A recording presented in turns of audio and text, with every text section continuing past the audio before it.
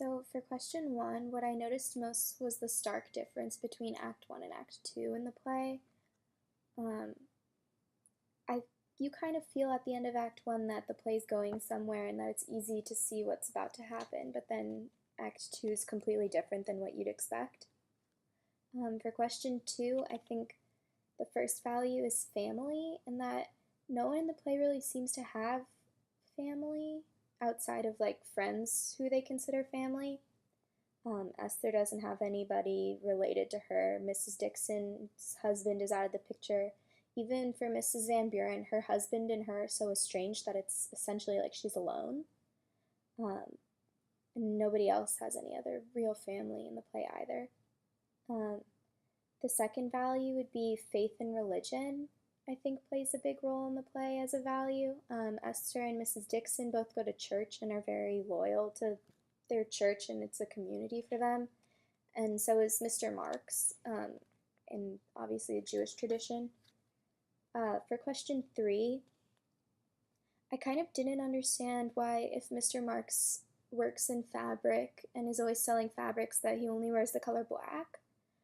So I kind of looked it up, and it's part of the Orthodox tradition that he comes from. Black is like an absence of color and it means severity and kind of represents this like fearing for heaven kind of aspect, and how religion is about the inner and not the outer. So that's why they don't wear anything flamboyant. But I thought it's interesting that he still works in selling fabrics. For question four, I think the play definitely challenges stereotypes. By the end of the play, skin color doesn't really mean anything. You kind of forget almost.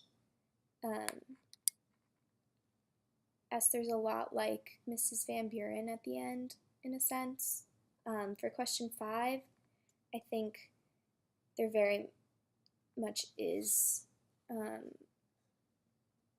stereotypes, and they still do exist today. In the news, we hear about the police shootings all the time, and how the cases are still being worked on. I think the one in Cleveland just got finished. He just got fired. And this kind of comes from this movie Birth of a Nation in 1915 that like brings out this sort of savageness as a stereotype, and this idea of a violent nature.